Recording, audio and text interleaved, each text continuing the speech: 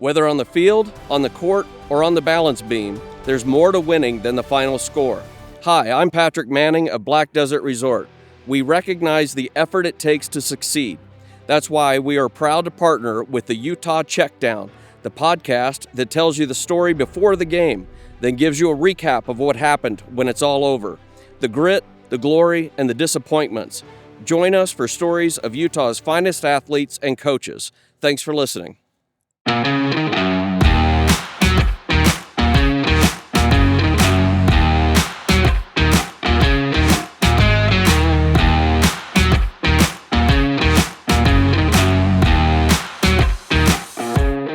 You're listening to the Utah Checkdown Podcast.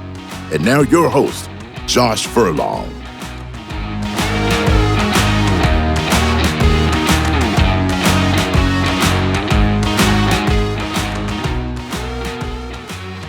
Welcome back to another edition of the Utah Checkdown Podcast. I am Josh Furlong.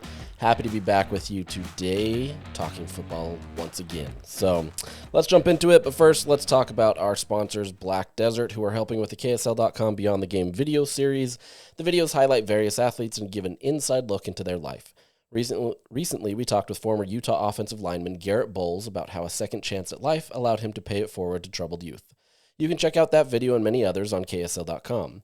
Black Desert is a new resort destination in St. George that features a championship Tom Weiskopf 19-hole golf course that combines a private club feel with destination resort golf amid lava fields and 360-degree vistas. Black Desert is changing entertainment in southern Utah, and they're just beginning. Black Desert, where remarkable is within reach. Home of the Black Desert Championship PGA Tour. All right, we are back to football. So obviously this last weekend was a great weekend for Utah. You go into Stillwater, Oklahoma, and you get yourself a win, 22-19. Obviously, anybody that saw that game understands that score is not really indicative of how the game played out, but that's the score nonetheless. And I don't think there's really any worry from people about that, right? So when I got home from Stillwater, I was staying in Tulsa, and so it took me about an hour to drive from Stillwater once I was all wrapped up writing my stories and stuff. I drove out to Tulsa and got to my hotel, turned on ESPN because I like to hear what other people are saying about the games that I'm covering and just kind of seeing how it works. And I was surprised to see that a lot of people were taking this game as like this is the game that Utah arrived in, right? Maybe not arrived is not the right word, but this is the game that Utah showed that it can stand toe-to-toe with anybody in the Big 12. And that doesn't come as a surprise to anybody who's listened to this podcast or has been a Utah fan for a long time. Utah obviously believes that they can stand toe-to-toe with any of these teams, and you didn't need to go on the road to Oklahoma State and showcase that. But I still think it was a good test for Utah. We'll jump into a lot of all it is, but I think it's a great opportunity that gave Utah kind of its bearing in the Big 12 and kind of showed what it's all about, right? Especially being able to do it without a few key players and all that stuff. So before that, though, with the win, Utah jumps up to number 10 in the AP Top 25 rankings. They're anywhere as high as I think John Wilner has them at 4. He's the highest AP voter to somewhere around, I think 11 is the lowest, if I remember correctly. At least that's the average of people voting is 11. My personal ballot, I had them at 9, so I'm right there in that range. So this is a team that is considered a top 10 team by many people in the country. Have they fully looked like a top 10 team? I don't know that I have seen that. I think we're still looking more on potential.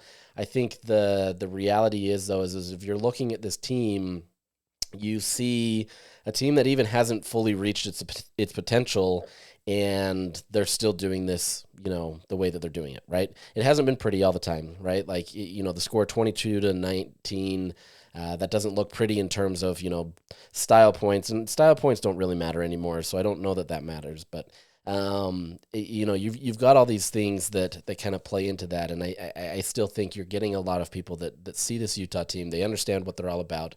They understand that if everything continues to go well for Utah, there's a good shot that they can run the table in the Big 12, right? Obviously, there's some crazy results in the Big 12, and anything can happen, and injuries or whatever that may be. But I think you're getting more, even from a national narrative, that Utah, doesn't really matter who's going to show up on game day. They're going to find a way to win. And as long as they have that culture that Kyle Whittingham has built, they're going to find a way to do whatever they can to win. I've retweeted a few different things. Scott Van Pelt recently, yesterday is my latest one, about kind of how he was saying that Utah puts teams in a blender, right? They just go out there and do it. I've heard other people on different podcasts and other things say that that Utah, they're just that consistent team that it doesn't matter if Cam Rising doesn't play. It doesn't matter if these other guys don't play. There's going to be this consistent level of play that Utah is always kind of going to be there. So with that said, that doesn't mean that Utah can just continue to do what they're doing right now to get to where they want to be, and meaning the Big 12 title game and into the playoffs. Obviously, this team has to improve, but I don't think that they're that far off, and I don't think that I think a lot of that is just based on kind of how this has been made up and how everything's gone on. So I'm curious to see how this all shakes out, but so far so good from the ranking side of things, which, is an unofficial kind of barometer of how your team is viewed. Utah's doing well, right? You want to be in those rankings. As I've mentioned before, it doesn't really matter where you're ranked per se. It's more a matter of where you are in relation to some of these other teams and other conferences. So, the Big Ten and the SEC are likely going to jockey for the number 1 and number 2 spot. That's just the nature of what it's going to be, and they have the best team. So I don't think that's something that it's like, oh, well, they're going to take it. They legitimately have the best teams in the country right now, right? You've got a Texas team playing great. You've got a Georgia team that's going to play Alabama this week that's doing phenomenal, and we're going to see how these shake out. And there's room for teams to jump up. Ohio State's looking good, but, what are they going to look like when they face their real first test, that kind of stuff. So we'll see. But I think the real jockeying for position is that 3 or 4 seed, who can get the 3 seed between the Big 12 and the ACC. Right now, it's kind of this up and down movement between Utah and Miami. Miami's looking really good with Cam Ward. I think they've done a really good job of unlocking his potential there from what he was at Washington State. This is going to be a fun competition to kind of see it come down to the wire. At the end of the day, if you're in one of those top 4 seeds, you are at least in the playoffs. You made a first round bye. I mean, that's what you're there for. You still got to win your conference, all that kind of stuff. But it's still a good situation, good position to be in for Utah. Beyond that, you want to be as high as you possibly can to make sure that you can get an at-large bid. If Utah gets into, let's say, the top 5, I don't know that that'll happen. It gets pretty crowded up there right now. But if Utah gets into the top 5 and makes it to the Big 12, excuse me, man, I'm really struggling. Big 12 title game, and then happens to lose that game, barring it being some blowout or some situation, there's a good chance that Utah stays within that and gets an at-large bid. So be interesting to see. We're still so far away from that, but always interesting to kind of see how that goes. So enough of that. Let's jump into the game. As I mentioned, Utah comes away with a 22-19 win. That game was 22-3 with 6 minutes left in the game. And anybody that was watching that understands kind of where it was. Brant Keithy gets that touchdown. Isaac Wilson hits him in stride. The defender falls down, and Brant Keithy walks in, which is, I had to watch that on replay because we were making our way down to the field at that time. They always take the media down somewhere between 7 to 10 minutes, or 7 to 5 minutes, going down to the field so we can do our post-game interviews and stuff like that. So we got down to the very end got down to the field, and we were on the end zone opposite of where that throw was made. And from my angle, it looked like it was just this beautiful pass, and Keithy gets it and beats the defender and is right there in the end zone. It took me getting back up to the press box to see that Keithy walked in, which was pretty remarkable. It was kind of funny. Yesterday he said, "What was I going to do? Run in?" He was on the ground, so I just decided to walk. I mean, it's kind of this low key savagery, I guess you could call it, that he just was gonna do whatever he was gonna do, and it's fun. It's part of the game. So anyways, he scores that touchdown, or he gets the touchdown. 6 minutes left in the game. Oklahoma State, they really didn't have any answers at that point. You could sense the shift, not even the shift, but just kind of the continual development of Utah just overwhelming Oklahoma State. The fans were heading to the exits. It was very much so turning into a pro Utah crowd, just because of fans were upset. They were booing their own team, different things that way, and so it became a Utah home field for that last few minutes. But for the fans that did stick around, Oklahoma State did fight back, right? They weren't willing to go away, and Utah obviously pulled off the dogs a little bit. They weren't pressuring as much. They weren't doing all the things that made them so successful in those first 3.5 quarters. This was a team that, they sensed it. They saw the score. They understood what was needed and got a little bit more into that prevent defense that, if this was a much closer game, there's no way Utah's playing that. So take that for what it's worth. But, Utah still allowed 2 touchdowns late. Alan Bowman, who looked terrible in the first part of the game, was actually benched at halftime. It just completely changed, right? Everything was much more relaxed. He was able to work, and they moved down that field with ease. And considering that high tempo that they utilized, it was real easy. And so it made the score look closer. But this was an impressive win for Utah, mostly because Oklahoma State just doesn't lose a ton of games in Stillwater. This is kind of, it's not quite to the same record that Utah has at Rice-Eccles Stadium, but it's fairly similar. And they also have the added benefit of having a 6-game winning streak over ranked opponents. And some of these opponents aren't slouches, right? It's like in Oklahoma, a rivalry game where it's going to be tough. And so they've done a phenomenal job in Stillwater of being able to beat good teams, ranked teams that obviously are going to be more similar to what Oklahoma State is. And Utah found a way to get it done with a freshman quarterback. In his his second time playing as a starter, he finds a way to get it done and becomes the first true freshman quarterback at Utah to beat a ranked team, and he does it on the road nonetheless. So a lot of good things for Utah coming from that. Obviously, like I said, it's a tough place to play, but they were still able to do it. In the end, Utah had 456 total yards. Oklahoma State had 285. The crazy thing about that is going into those last 2 drives, passing yards alone, Oklahoma State only had 127 total passing yards, right? Which was not far away from what they were in total yards. They had something like 45, 50 rushing yards. So it wasn't much, right? Ultimately, it was roughly around 150 to 175 total yards for the game. And they made a bunch of that up in those 2 drives. This was a Utah defense that absolutely controlled the game. They were physical. They did everything that they needed to. The total time of possession was pretty remarkable. Utah had the ball for 42 minutes and 26 seconds. Oklahoma State had it for 17 minutes and 34 seconds, which is pretty wild. It was just like, these games. So this game, 100 degrees outside, and anybody that attended that game knows how brutal that was. Much more than I did because I was in an air-conditioned press box, so I can't sit here and complain.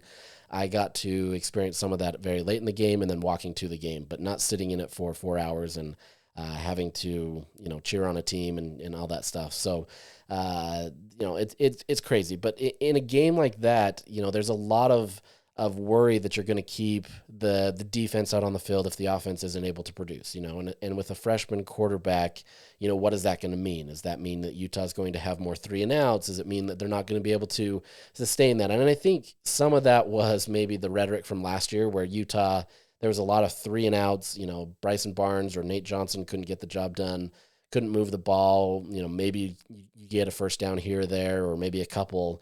But it really was a situation where the Utah defense was stuck on the field a long time. This was a complete opposite, right? You had the offense on the field most of the time. That defense, they stayed fresh. They were able to do what they needed to in a very efficient and effective way, where you allowed them to only have the ball for 18 minutes essentially. Now, some of that is to Oklahoma State's, I don't know if I'd call it credit, but to how that they've run. They wanted to go really high tempo. Try to really work hard to be able to move that offense down the field. And you saw when it was working how quickly and how dynamic and efficient it can be, because they would be, at the 25-yard line and immediately get down to, the red zone in Utah's territory really quickly. But on the flip side, when it didn't work, and it didn't work most of the time, you're having drives that ended incredibly fast. Their first drive ended in 45 seconds. From that, they had a few drives that were a little bit more sustained, where they were 1 or 2 minutes, generally around 2 minutes.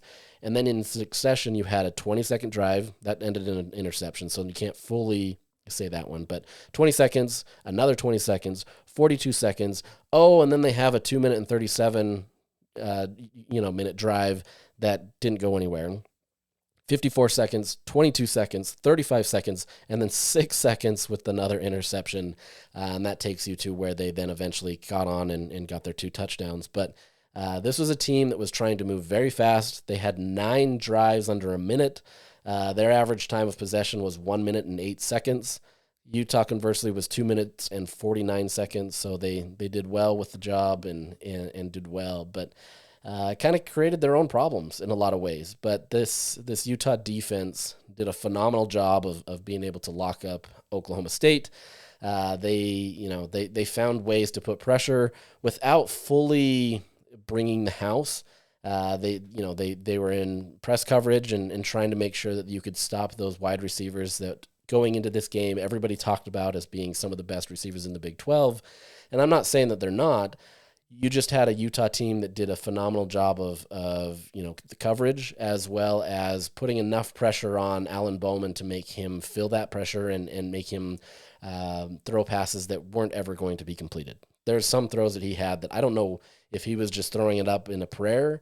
It looked like that from my angle, but he wasn't even close to some of these guys. And if he had a little bit more touch or maybe a little bit more time, maybe we're telling a different story. But they put enough pressure on him, even if it was simulated pressure. It was enough that it forced him into some really bad throws. Going into halftime, he was 8 of 22 for 89 yards and 1 interception. It was enough that Mike Gundy decided to bench him.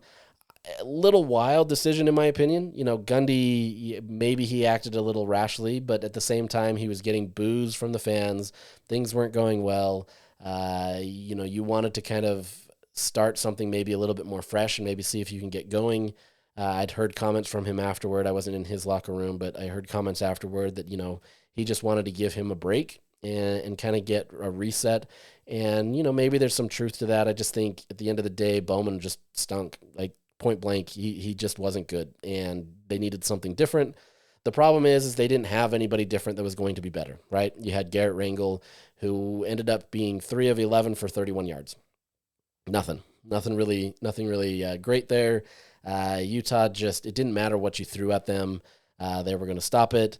Yes, Bowman finishes, much better. He ended up with 206 yards and 2 touchdowns, and we've explained that one, and not taking away from that, obviously, he looked like a much better quarterback there, and I think maybe if they would have stayed with him going into halftime, maybe things change, right? Maybe you get more of a resurgence, but I don't know those conversations. Maybe in the locker room it was just another down motion from Bowman, and they felt like they had to do something.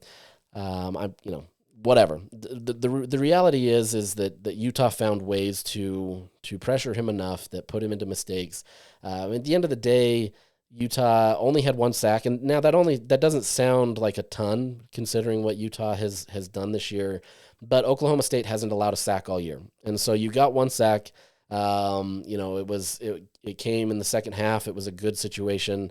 They got 3 TFLs, but it really wasn't one of those things where there was a ton of action behind the line of scrimmage in terms of all these things you can look at. Oh, they hit him like 90 times or whatever. I mean, like, they were pressuring, so don't get me wrong, but this was a situation where they just did their job. They didn't have to get too fancy, and they made Bowman really struggle. So kind of cool to see there. Beyond that, obviously, Ollie Gordon, the big talk coming into the game was that Ollie Gordon was, going to be this dynamic rusher, and he is. So I'm not trying to take away from that. But there's clearly something plaguing him. He's not 100%. You can kind of see that.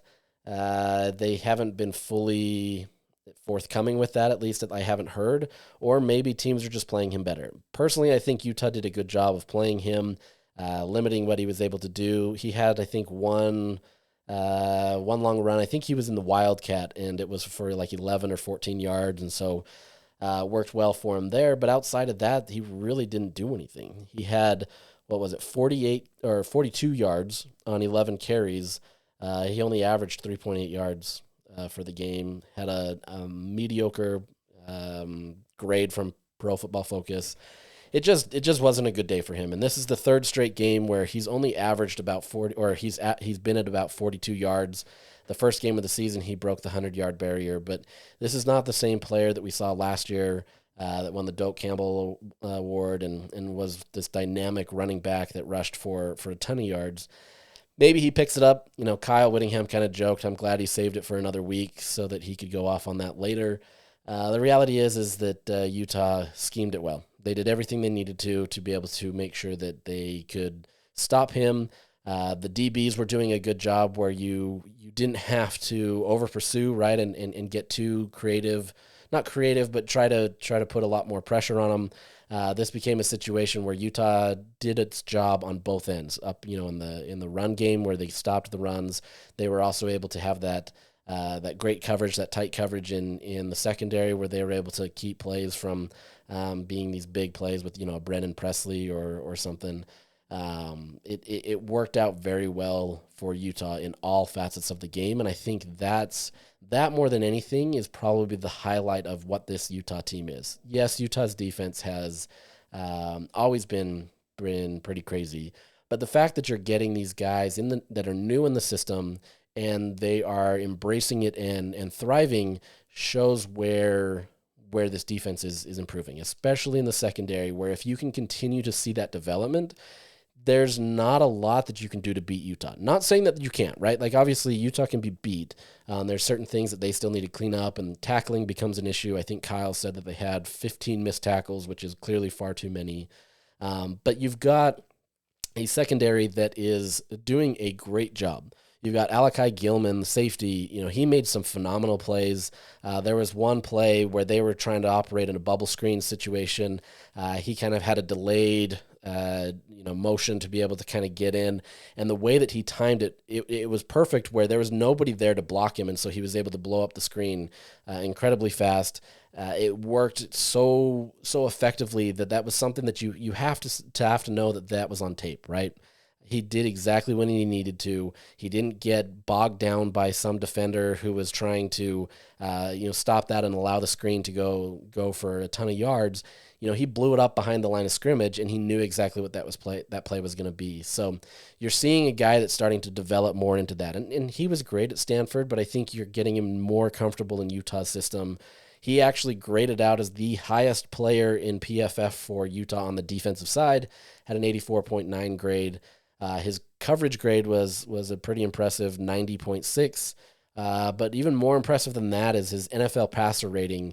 To me, this is kind of what you look at for these DBs, more so than tackles. Tackles get thrown around for DBs for some reason. I don't understand what it is. You want to be able to have a low passer rating, and he had a 16.7.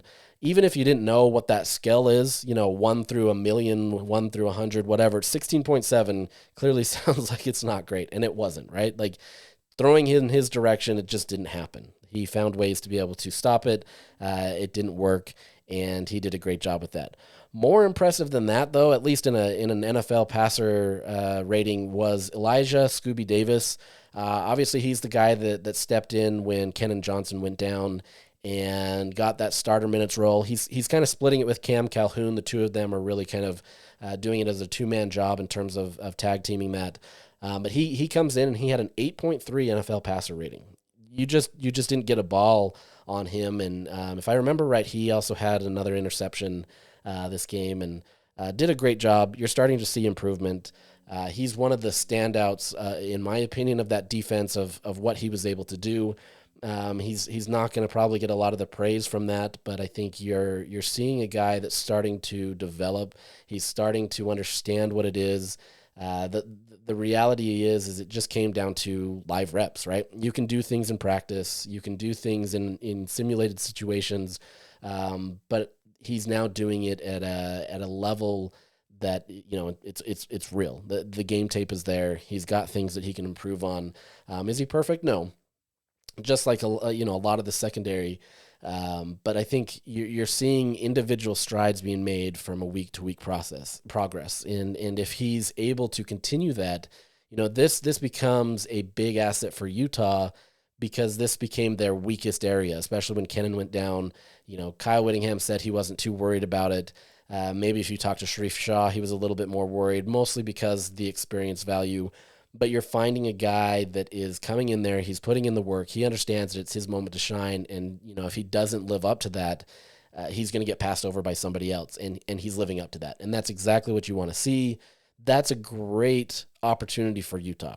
If you can get all three phases of this defense hitting, at a high level, there's not much you can do in the Big 12 against Utah. There's going to be some teams that are going to test Utah, right? But at the same time, these aren't the same type of teams that Utah has seen in the Pac-12, where you had the Caleb Williams, the Michael Penix Juniors, where a lot of it was very air raid-ish type systems, where they were just passing nonstop, and Utah had ways to stop that.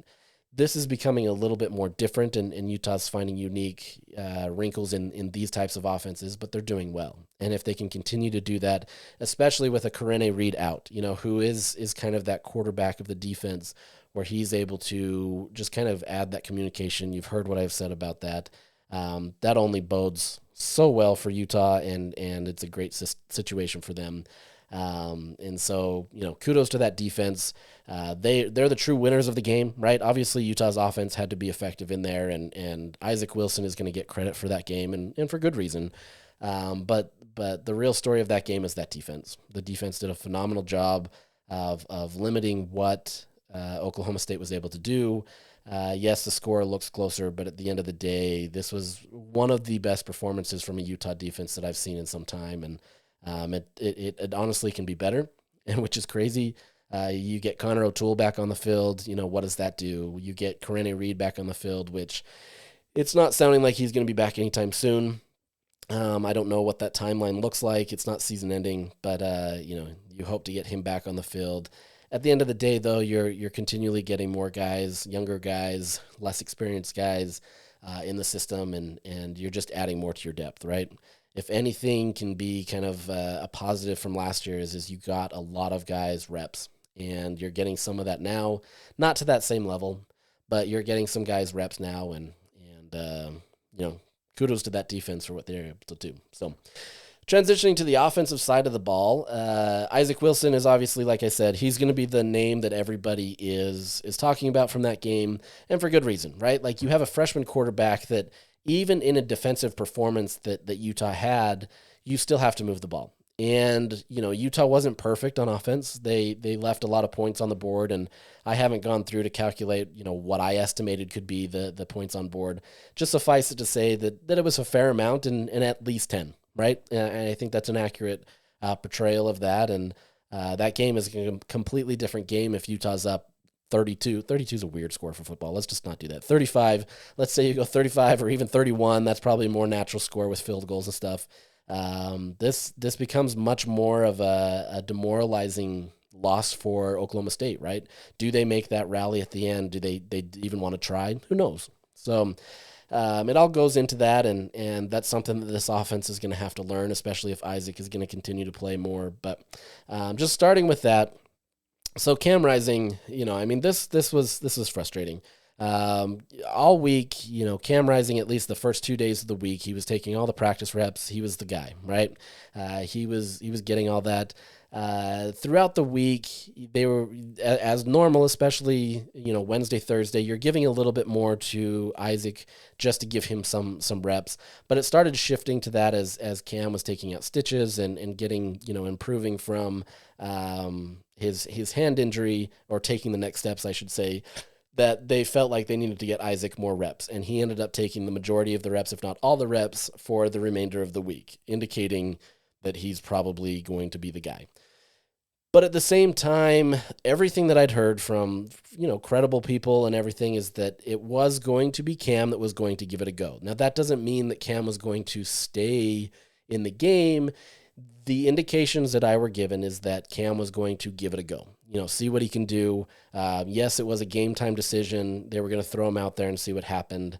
Even, down to the time that he had been on the field and thrown, the indication was still that he was the expected starter. That doesn't mean that he was going to be the starter, but he was the expected starter. So, that's kind of how it all shook out. And I understand how frustrating that is because I was just as frustrated. If you followed me on Twitter, you understand how frustrated I was because it's just a game that you spend a whole week trying to figure out this, and it didn't go your way. And, I wasn't alone. There were several other media members that were in a similar situation, and that's just the nature of this business. We do our best to give you the information that we can, but at the end of the day, it comes down to whatever the team is going to do, right?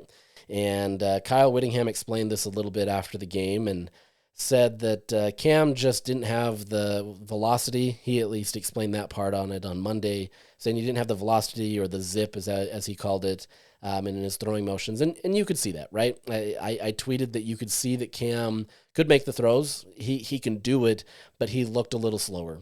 He wasn't able to kind of have that immediate quick release and getting there. It was a situation where, I don't know anything, but for me, you could play him, but you're opening yourself up to far more risk in the sense that, he's going to have a slower release. Is that going to make him, second guess some of the things that he's doing? It just became apparent for Utah, especially that Isaac Wilson was going to be your best fit. And I don't know, I don't know those internal conversations in terms of how worried they were with that. Yes, Isaac Wilson just won on the road at Utah State, but it's a far different situation going up against a team that's ranked in a hostile environment for all those reasons that I mentioned previously with their, you've beat ranked teams in a consistent streak. You just don't lose at home, those types of things. And, they still turned it over to Isaac, which one shows their trust in him. And in some respects, if you feel like you have no other option, you have to. I get that. But it shows their level of trust in him and what they were able to do. They didn't fully, shy away from allowing him to make plays. It's not like they said, we're just going to run the ball 900 times and maybe, Isaac, you can go throw the ball 5 times. They put him in situations where, he was expected to develop, and you're starting to see that development from him. He said that he learned minutes before kickoff that he was playing. I mean, I think you have a sneaking suspicion and you're going to do it. And, in the previous weeks and in all of our media interviews that he's had with us, he talks about how he has to stay ready and be ready for those moments. And so I think you're seeing a different level of preparation from him than even beginning in the season where you're expected to be the backup, and when you get thrown in, you're either in garbage minutes or you're in for a few reps to help a guy who's coming out for the game or whatever. You're starting to see a much different level of preparation for Isaac, and you're starting to also see a lot more comfortability with him. He's coming into these games where I don't know that he thinks that he can absolutely just beat you, but at the same time, he doesn't look like you're going to beat him, if that makes sense. He comes into these games with an air of confidence, knowing that he can be better, but understanding that he's going to put his best foot out there, and it's going to do what it is, and he's going to find a way to win. And you're getting that, right? Like there's still limitations, right? You're seeing it. He still doesn't have the right touch. This week he was underthrowing passes rather than overthrowing them, so it's still kind of fine tuning that touch. But at the same time, I mean, he did what he needed to do. You look at his numbers and you look at somebody like an Arch Manning, who is this, highly touted quarterback in Texas, obviously for multiple reasons. They had roughly about the same stat line. It wasn't the same, so I'm not going to try to compare Isaac Wilson to an Arch Manning, but you're seeing a guy that is having similar numbers to this highly touted guy that is expected to take over this, dominant program. That's what Utah's at right now with Isaac Wilson. They see the future with him. They see what it can look like with some more development, with some more reps, and with some more, film study, all those kinds of things. That's only going to improve. And, he did have 2 interceptions in this game. One of those, honestly, the safety just did a phenomenal job. Got there much quicker than anybody expected. Anybody in that stadium, it was this kind of weird moment where he threw the ball and it looked like it was perfectly in stride to Dijon Stanley, and it was. And so it was like, okay, Dijon made the play and then just went out of bounds because the safety didn't even look like he intercepted the ball. Even the way he ran off, everything just looked kind of odd. And so when he had the ball, the complete reaction of the crowd changed, and you saw an incredible safety go again, or the safety get the interception against Isaac Wilson. That, there's techniques, and Kyle talked about it on Monday about what you can do to kind of help that situation. They honestly didn't think the safety would get there that quickly. They didn't think he was fully to that side of the field, and they felt they had room. But, it's a learning moment, and it's something now you've seen on tape and you can work with. The second one, he was being pressured from the blind side, if I remember correctly, just threw a bad pass. It happens. It was one of those where those ones are probably more of your freshman mistakes, but not one that really is giving anybody heartburn. And I understand it didn't do anything in the game. Had Oklahoma State gone down and gotten a touchdown or something like that, sure, maybe there's some worry. But Utah feels very confident in what they've got, that they feel like even if Isaac makes these, quote-unquote freshman mistakes or has these issues, they've got a defense that is going to stop them in whatever they need to do. And what a luxury that is to be able to have that kind of situation where you can come in and say, okay, for however long Isaac is going to be the starter, we've got a great system where we can let him work out his mistakes while still understanding that we've got a defense that's going to do everything we need to. So you're seeing much more calm and collected Kyle Whittingham in relation to a freshman quarterback. In years past, they're throwing up mistakes or having some problems, and there's a little bit more worry and maybe a little bit more concern. Maybe not concern. I don't want to put that in there because I don't think Kyle ever had mentioned that, especially with like a Tyler Huntley or something like that. But I think it's more just, right now he feels like they're in a spot where they can be comfortable. You're not having to worry about a USC. You're not worrying about an Oregon. But to that same degree, you did this against an Oklahoma State on the road, and there still didn't seem to be a worry. Now, put him on the field, and maybe it's a different question. But, he seems very, very different about how he's handling Isaac, and it's kind of been interesting to watch. But still a true freshman, still coming in there, trying to do what he needs to get this Utah team to win. He has to be better, especially if he wants to remain the starter. Not that he's going to lose his job. That's not what I'm saying. But if he wants to continue to maintain his job as a starter, he's got to continue to improve, and you're going to get these opportunities where as a freshman you can make some of these mistakes. But at the end of the day, like, he's already further along than many quarterbacks that we've seen. His pocket presence is great. He's not afraid to stay in there, even though he knows he might take a hit. He's not, panicking. He's going through his checkdowns, and there's still some development there, and diagnosing the defense and kind of how they're setting up and kind of where you can see it and kind of projecting what they're going to do. Those types of things are going to come, and he's getting in the film room a ton to do that. So, you're going to get that. At the end of the day, this continues to be reps. But there was an interesting thing that I found. I think it was a CBS guy, I'm blanking right now on who tweeted this out, but it said that Utah was one of the, I think it was the fifth highest most, or I don't even know how to say that, the fifth team that has seen the most stacked boxes. There you go. They have seen a ton of stacked boxes. These defenses are coming out and they're trying to put a ton of pressure on Utah, and yet Isaac is still able to do it in that situation. To me, that becomes, a much better indication of who he is as a quarterback. You're going to look at his stat line, 17 of 29, 207 yards, 1 touchdown, 2 interceptions, yada, yada, yada. And that's great. Like, it's a great stat line, and you'd be happy to have that, especially with a win against a ranked team. But I think it's more the fact that he's able to do that with a stacked box. Number 9, Trey Rucker on Oklahoma State, and he was everywhere for them. He was, just blowing up everything that Utah wanted to do. And Isaac and Mekhi Bernard, and I'll talk about him in a second, they were finding ways to just get away from him as much as possible, but he found his way everywhere. If not for Rucker, I think this is a completely different game. And Rucker was the highest graded defender on the team at the 91.3. It was just an incredible performance. But he was a guy that was a big disruptor of what Utah wanted to do. Had he not been there, I think this team, is far more efficient. Now it's easy to say that as like, well, if this one player wasn't here, yeah, I get that. But you see like how close Utah was to being a much better team. You also see how much closer that if they had their starting D end, how much harder it could be. I get that. It's both sides of that coin. But you're seeing that they were still managing to be able to do that with a stacked box. That offensive line handled it very well. After, that first game of the season where there was a lot of concerns about your two tackles, Spencer Fano and Caleb Lomu, and then allowing inside pressure and not really kind of containing as well as they needed to, they stepped up in a big way this week and were some of the highest graded players on offense. I think they were the third through fifth highest. Spencer Fano, Jaron Kump, and Caleb Lomu. They did a great job of being able to protect. They're a big reason why Isaac can remain composed in that pocket.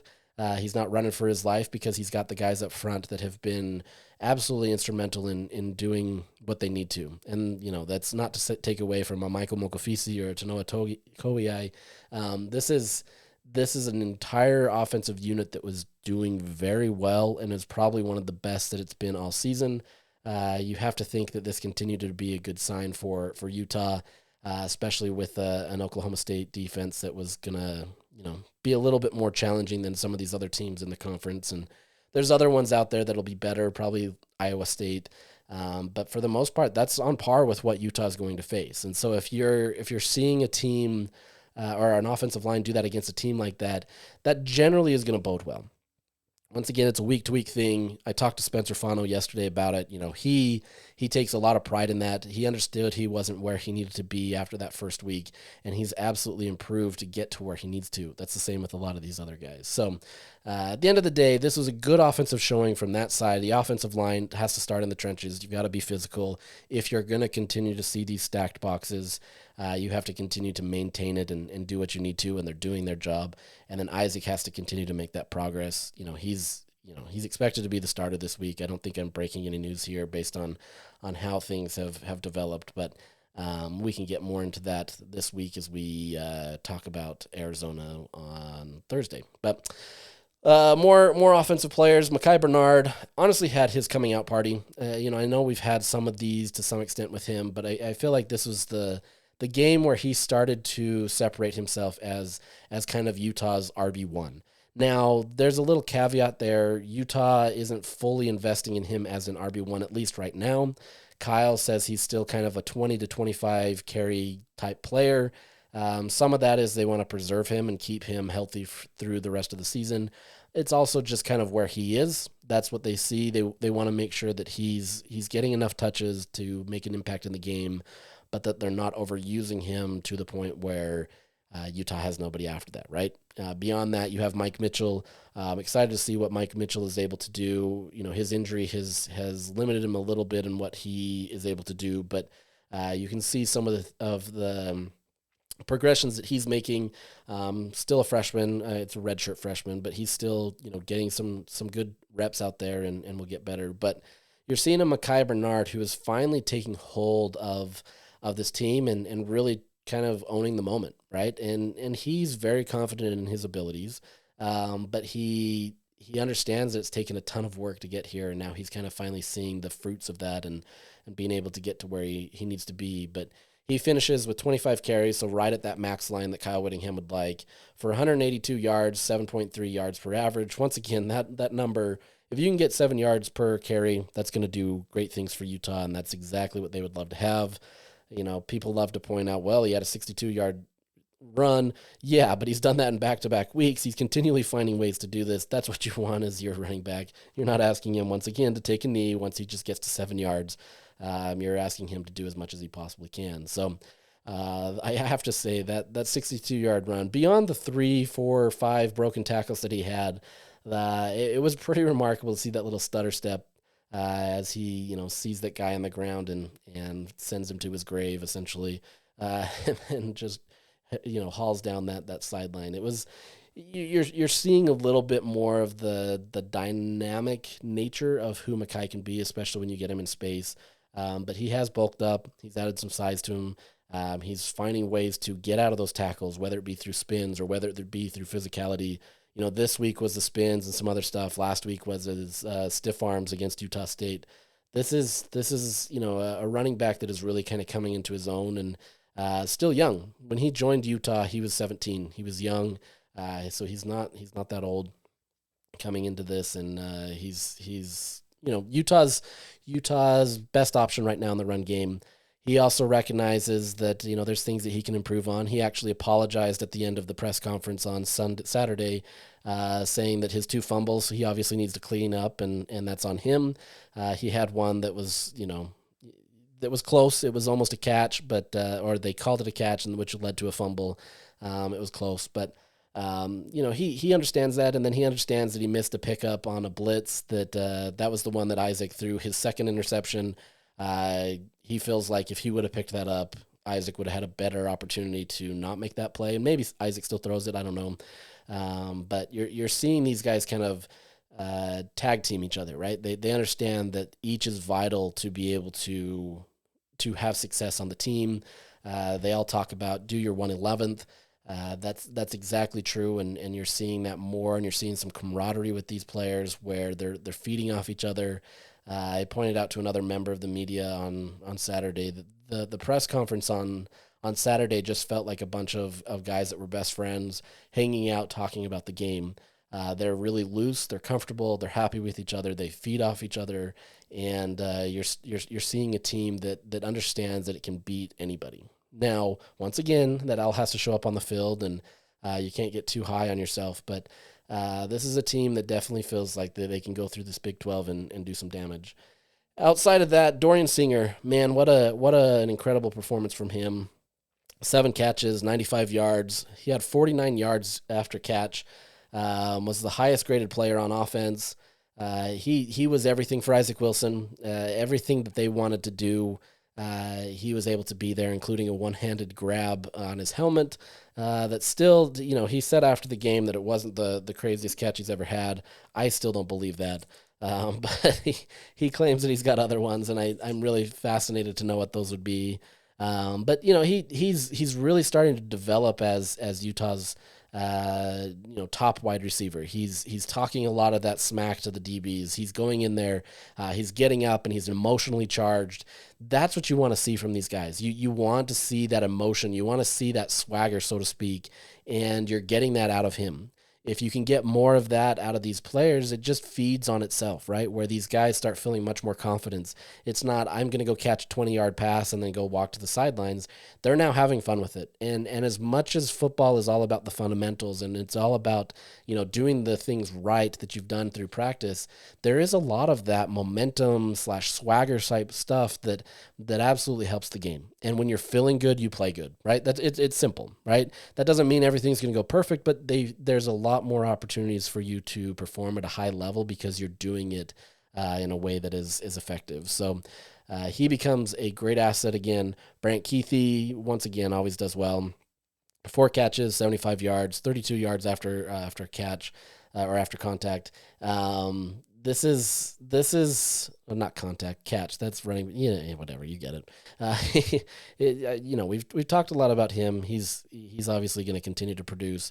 This was a game though that was probably the lowest number of receivers that have been hit. 5 receivers were targeted, and so you still want to see Isaac spread the ball around a little bit. But if you can have effective days like from Dorian Singer, Brant Keithy, Money Parks, things are going to be fine, right? So you're doing well. You've got a lot of assets, a lot of weapons to throw to, and things are going well. You've got Isaac, who's willing to take it on 3rd and 4th downs and make plays with his body, had a few breakaway runs. There's a couple of plays. I thought early on when I think Utah went for it for the first time on 4th down inside the red zone, and he scrambled to pick up the 4th down.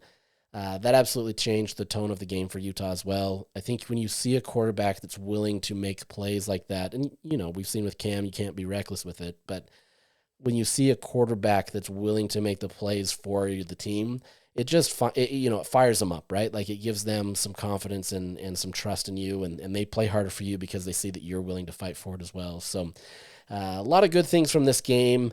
Once again, I'm hoping to get a special guest that will be joining me. We just haven't been able to connect with his schedule for football. He is a football player. It just hasn't been able to work based on kind of how the schedule is shaped up yet. So I'm hoping to get him out here and we can chat and kind of get his personality and takes on the game. But we'll get there. So in the meantime, you're stuck with me. I'm sorry. Kudos to you for sticking with me if you listen this whole time. So happy to chat about these things. We're going to continue to develop these and talk more as the season progresses with all these games. But we'll talk on Thursday about the preview of Arizona game, and there's some fun stuff there. So with that, I'm going to sign off today, and we will chat later this week. Have a great one as we gear up for Utah in dark mode against Arizona.